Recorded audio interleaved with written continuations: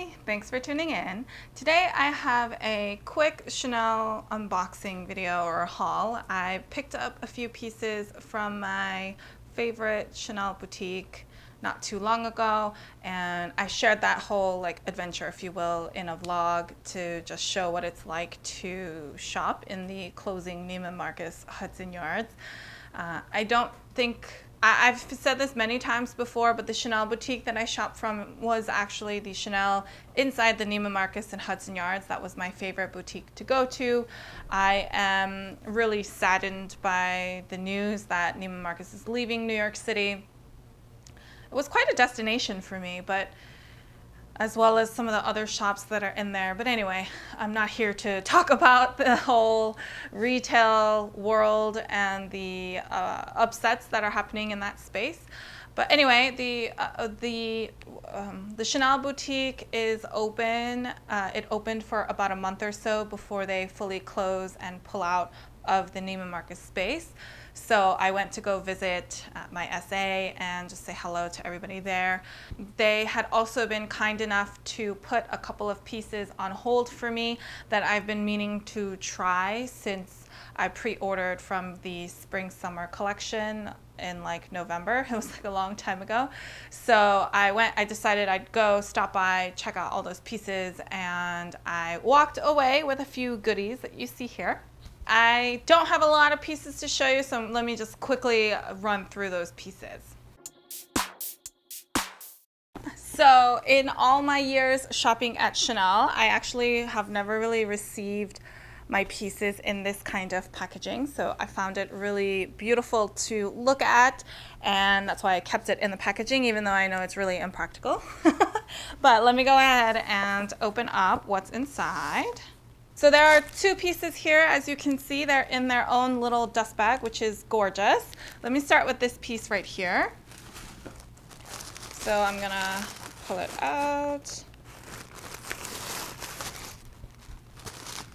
So this is the first item that I picked up. This is a beautiful t-shirt from Chanel. It has the Chanel logo in cursive embroidered in the front. It's embroidered like one of those really thick curb chains, and I think that's absolutely stunning.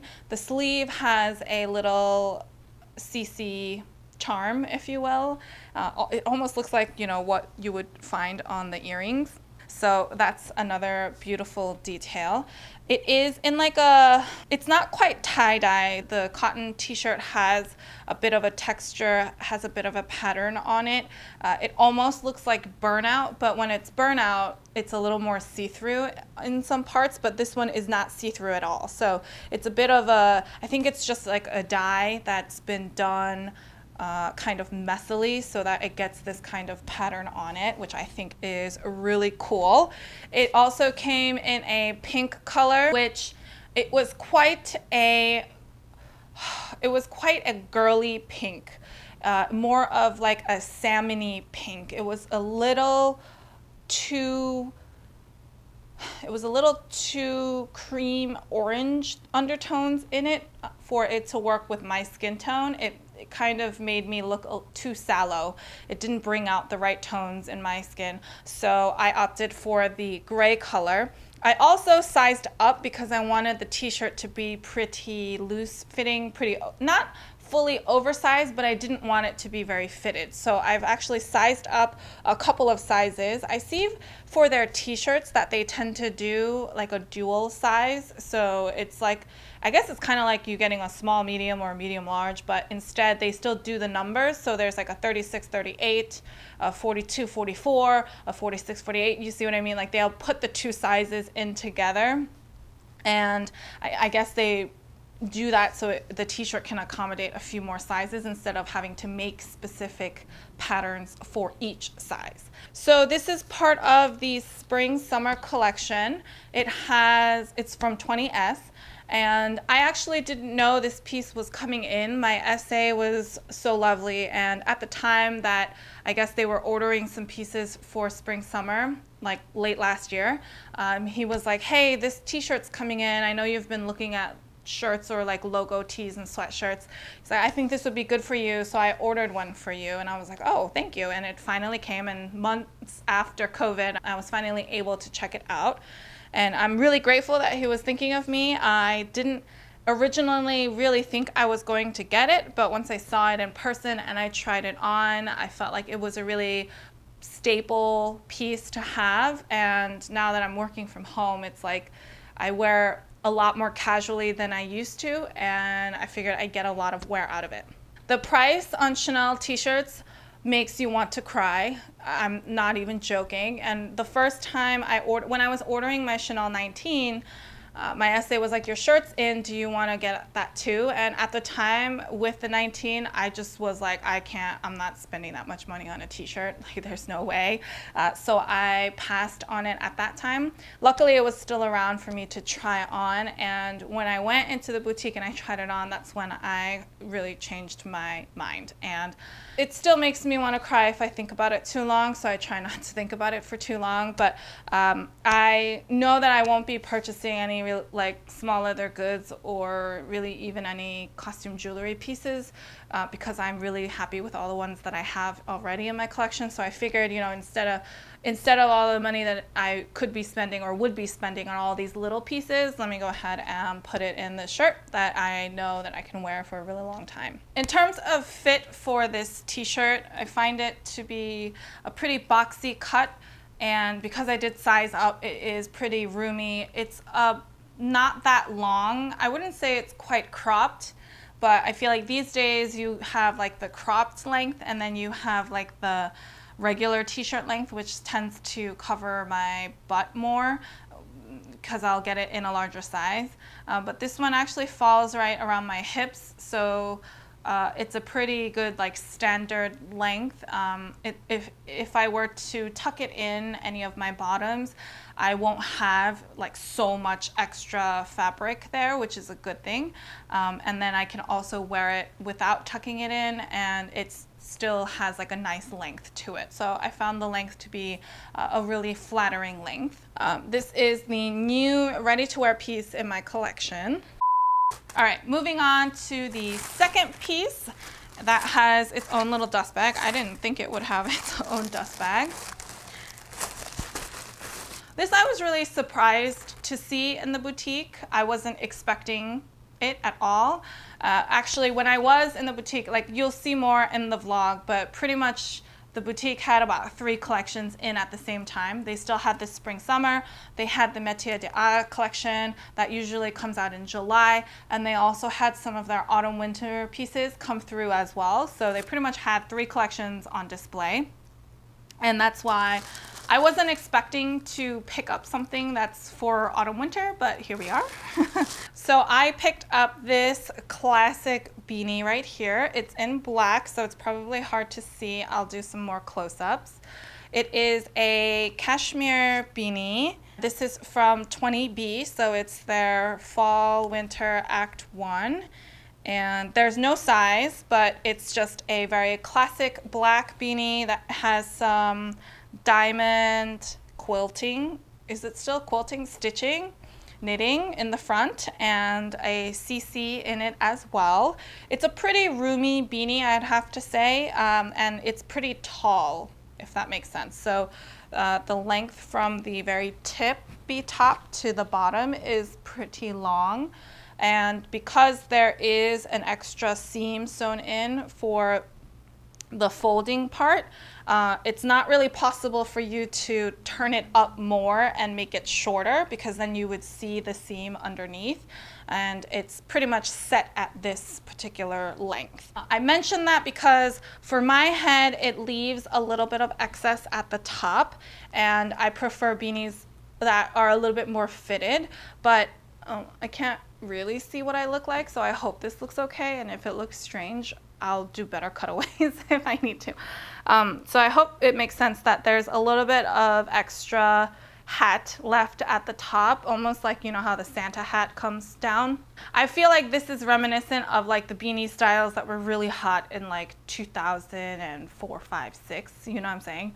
Early 2000s was like when all of these beanies were really in, and then I feel like they started to get shorter over time. Regardless of all of that, I still really loved the hat. I liked the kind of throwback silhouette that it had. I love it that it's black, it's warm, and it's a piece that will go with pretty much everything. And I wear a lot more hats now than I really used to. I feel a lot more comfortable wearing hats outside. So in the wintertime, it's a wonderful thing to have, and I figured it was at a really excellent price point too, at least in my opinion. So I went ahead and decided to pick this up. This seemed like a really rare piece to come by. I feel like for this particular autumn-winter collection, Chanel did do a lot more scarves and hats and gloves and things like that, like knitwear, knitted pieces. Because I've been seeing a lot on Instagram and things like that too. But I just never expected to see it in the boutique when I walked in. My SA was also really surprised. He's like, we never get hats. This boutique just never gets hats, and we have hats now. So this was a really cool one. This particular style comes in cream as well, and it also has a matching scarf with this kind of diamond pattern. And then it also comes with fingerless gloves. I don't know about you, but like gloves seem to be very, I won't go as far as saying useless, but it's like weird to have fingerless gloves for me. This is the other piece that I picked up.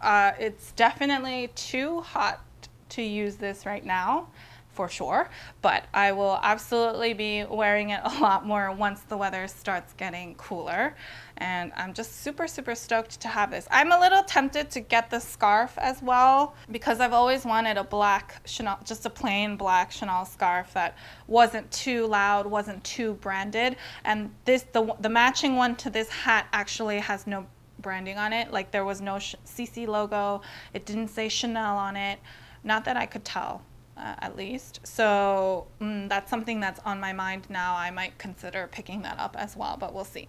I'm really excited that the hat came with its own little dust bag though. It makes it easier to store and not get it so pilly, you know, because it all happens from friction. So the less friction you can put on it, the better it would be.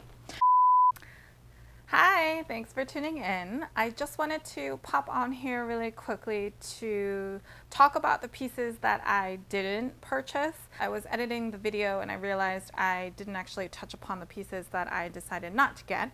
And a lot of times I feel like it's helpful to know why someone didn't purchase something in addition to why they did choose to purchase some pieces. So I wanted to run through those really quickly and add it on. I just finished filming the part 2 of this Chanel haul, so if you recognize this outfit in another video, kudos to you. It's because you watched both of them. A lot of you thought that I may have picked up the Chanel jacket, the jacket that had the matching skirt and the same print as my Chanel 19. I absolutely loved that piece. It was beautifully crafted, fit me really well, had shoulder pads to help sit beautifully on the shoulders, and I just loved the whole look. But there were a couple of things. Firstly, I had this image of wearing like a coordinated set in that print because I loved that print so much. And when I finally got to try on both of them, I realized that I wasn't quite, it was a little too much. I wasn't quite made for that whole coordinated set look. And even though that was how it was styled on the runway, like I am not a model, so it didn't quite translate for me. That was one. Two, I wished the top had a little bit more pink in it. I think I mentioned that in the vlog. There wasn't enough pink for me. I liked the little pop of soft pink in there, and there's only like a tiny bit at the very bottom of the jacket, so I figured, all right, that's not like my most favorite part. And also, for the price, I felt like I'd rather use that towards a more classic tweed jacket rather than a silk piece, because granted, I probably won't wear a tweed jacket in the dead of summer, but I don't feel like a silk jacket has as many use cases as something more classic like a tweed piece. So I decided to not get that jacket. And especially nowadays, like I'm not going anywhere a lot. I'm working from home too, so I have very, very few opportunities to wear something like that. Not to say I can't wear it in the future, but I feel like I have a good number of pieces, a good number of jackets and blazers, to carry me through when I start wearing those kinds of pieces again. A lot of you also thought I may have gotten the short sleeve cardigan that was in that salmon and burgundy combination. I absolutely love that colorway, and there's something uniquely slightly retro about it, but the color combination is just something that is really unexpected. It's not something that I would have typically tried for myself, but I felt like it was actually a really beautiful color to have. Now, for that piece, I specifically wanted to try it on again with pants because the first time I tried it on, I had to wear the skirt that didn't fit, and I went wearing a dress, so I didn't really have proper bottoms to wear. And I wanted to try it on with some pants because the original kind of styling that I thought of would be to wear that cardigan with denim, so regular denim jeans or denim shorts. But I went wearing my jeans and I just didn't feel comfortable in it. Like it was, I'm gonna be straight up honest, like I felt like it wasn't as forgiving for like my muffin top and that's my problem area, so I just figured I'll just pass on that. I'm still thinking about it, but at least for like the initial run through, like I'm not going to jump on it if I feel like I'm gonna have to try really hard to find ways to style it in my wardrobe. And then lastly, I wanted to touch upon that bag, which was absolutely gorgeous. The one that I was like, oh, it looks like a mini Kelly. It's just called a flat bag. It was a boutique exclusive, at least in the United States.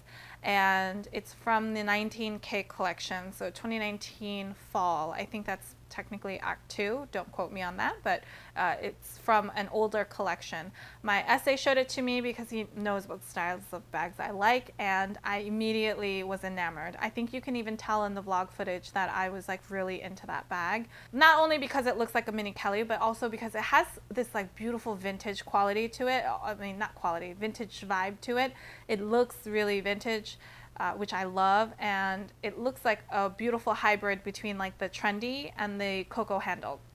It has like the top part of the trendy with the name plaque, slightly different, but still name plaque and handle, and then the body of the bag looks really like a cocoa handle, which I also like. So I'm like, oh, this is like a really beautiful combination of the two. It seems really special.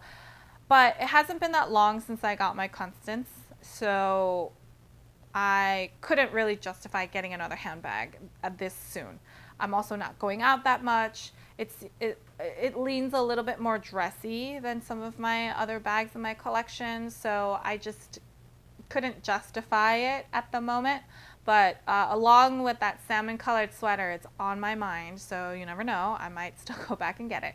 But I'm really happy with my handbag collection right now. There's no major gaps. There's no major need for a new piece. So I was trying to be really good and I was trying to be sensible. And I was like, all right, I'm going to think about it before I go ahead and just jump on it. I just wanted to pop on to be able to share some of those thoughts. That's why this is a really casual angle. I didn't even like tuck my mic in, but I just wanted to hop on here to share. Yeah, so be on the lookout for the second part of this Chanel haul, and I will see you in the next one. Bye. But that's everything. I know this is a really quick haul video. These are the two pieces that I picked up. There were a few more pieces that I tried on that I'm still thinking about, so who knows, there might be more things to haul in the near future, but those were the pieces that I immediately wanted to take away with me because I felt like they would either sell out or I wouldn't be able to find them again. It was a little mix of like summer and winter, wasn't it? But there's a piece to wear now and there's a piece to wear in the future, so I think I'm all set. If you have any questions on any of these pieces or really anything at all, feel free to leave them down below or head on over to Instagram and I'd be happy to help however I can. If you like this video and you like unboxing videos, please give me a thumbs up. I really appreciate all of your feedback and support. If you haven't already, there is an open giveaway on my channel. I will link that video up above and in the description box, so go ahead and check that out for all of the rules and the process and all that good stuff. But that giveaway is meant to be a real thank you for all of you. I really appreciate all of you who've joined this community and joined me on this journey. But if you haven't already, please subscribe to my channel. I post new fashion related videos every Sunday and Wednesday. So until next time,